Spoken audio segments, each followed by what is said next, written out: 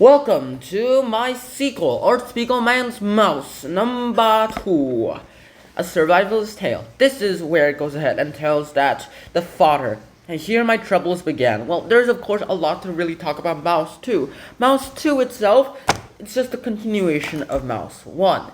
And if you can go ahead and understand Mouse 2, there's something that there is not much else that we can really talk about. Let's get this started with right now. Mouse 2 goes ahead and recounts the tale of Vladek Spiegelman's time inside the Holocaust concentration camps. All the mice, or should I say Jews, went ahead and were all going ahead and all of them were captured and they were put inside these concentration camps to go ahead and live their lives like this for the rest of their lives. Luckily for them, so they would only have to stay for not the full war. They would stay like that for a while. Vladek Spiegelman went ahead and recounted his tales too. However, here he was kind of lucky. Vladek Spiegelman was pretty much a jack of the all trades, kinda. He used to do tinmanship work inside a shop, but he only learned it a little bit from looking. No one ever taught him. And as a result, he was told that he had some good tinmanship skills. And then a Pole went ahead and said, "Are you a tin man?" "Yes." And he was like, "Good. Go ahead and fix this. You're working in the tin shop now." And as a result, he went ahead and worked at a tin shop. Of course, some people were suspicious at the first, but then he started learning real tinmanship, and they're like, "Yeah, this guy's a natural tin man." Later on, the Pole prisoner who was in charge of his sector went ahead and said, "Who knows how to speak English?" And he was like, "Me, I know how to speak English."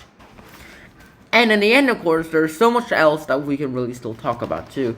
The Pole went ahead and was being taught English by MAUS Vladek Spiegelman, who was teaching him English, and this led him to be able to live in a warm little place, in a warm little private room all by himself.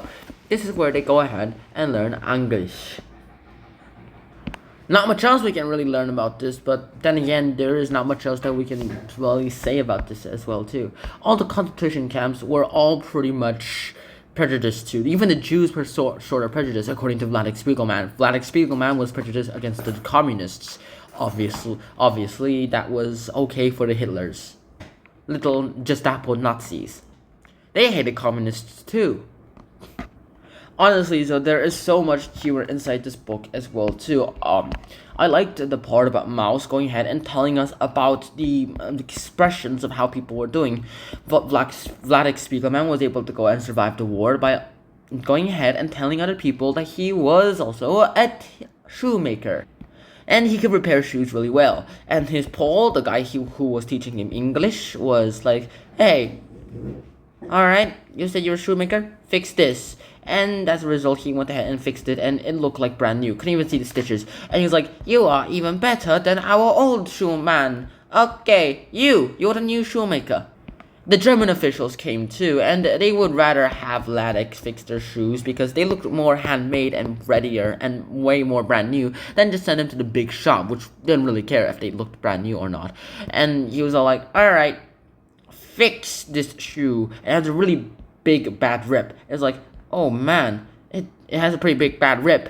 I'll do my best." And he's all like, "Alright, if it does not look brand new by tomorrow, you will be hanged. You will not be a shoemaker anymore." And he was like, "Alright, sir." And as for a cost of bread's ration, he went ahead and gave it to a real shoemaker who went ahead and fixed the shoe by itself. And he was all like, "Alright, for a whole day's worth of bread's rations, I will do anything." And in the end, of course, he literally watched him how he repaired the shoe and copied it the next time too. As a reward, the Gestapo officer went ahead and gave him a big sausage. "You did good work," he said. Eventually, so they were sent all the way to another concentration camp, and they marched and marched and marched. They went ahead and they were forced to go ahead and turn out all their evidence of the bodies, the crematoriums, everything. Everything was to be destroyed into a big plume of smoke, just as how the human bodies were turned into smoke. And there, I found this one little chapter kind of really interesting too. Here, from the infirmary, I had to go back to a bad barrack where we were all standing outside. And then there's this frog who's French, and he says in French, I hope I'm reading this right, "Parlez-vous Frenchish? Français? Can you speak French?" I'm guessing that's what it means. And then Vlad was like, "What? No. It was nothing to eat, nothing to do, only to wait and to die. And then Vladek says, I can speak German, Yiddish, Polish, and English. And then the French frog said, English? Dieu merci, I talk English also a little. I was becoming crazy. There is no other French here, and I do not know how to talk German. I had nobody who to talk to. You are a Pole Jew, yes? How you know English? And then Vladek went ahead and said, I dreamed always to go to America one day. And of course, it was always like that. And each day he found him, the Frenchman, and of course they went ahead and shared everything too. He was not a Jew, so the Red Cross let him have all the packages that they were given to him. And so he was like, my family sends him to this, and he also wanted Vladek to eat too. Vladek went ahead and was like, my gosh, sardines, biscuits, chocolate, and he insisted to share with me, and it kind of saved his life too. In the end, though, with this new food, he came up with an idea. It's like, and then he went ahead and said chocolate. He said, all right, psst, do you want to buy a bar of chocolate? And the guy who was trying to sell the chocolate was, do I look like a millionaire? And he said, I'll trade it for a shirt. And it's like his shirt, and then said that he will be freezing, and just said, just give me your day's bread rations too. And he went ahead, cleaned the shirt very, very carefully, dried it out, wrapped it, and then he went ahead, wore that shirt, hid his shirt underneath his clothes, which went ahead and made sure that there was no light in it. And then the inspections went ahead and let him eat it properly. And then the frog, the French guy, said, you're genius, Vladek, genius! A few weeks later, he got too sick to even eat, and there was typhus, and everyone who already died in the toilet, well, they were all on the floor. No one was like that. You had to step on all those dead bodies.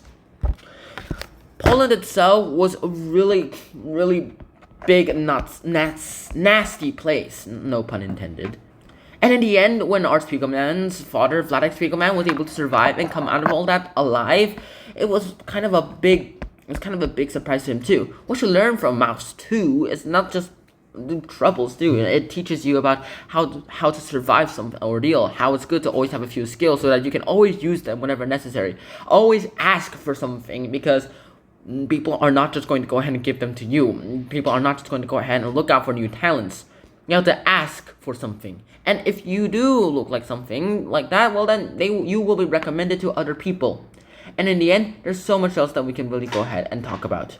Art Spiegelman's MAUS is an amazing accomplishment. I'm not even sure how he was able to write it too, especially after MAUS 1 had such public success that people were trying to turn it into a movie, which he politely declined. And in the end, this is all that happened. I hope you guys enjoyed this episode of Art Spiegelman's MAUS 2 Survival's Tale, and I really hope you guys will go ahead and think that none of this will happen again. I'll see you guys in this special edition of Art Spiegelman's The Past Hangs Over the Future in the next video.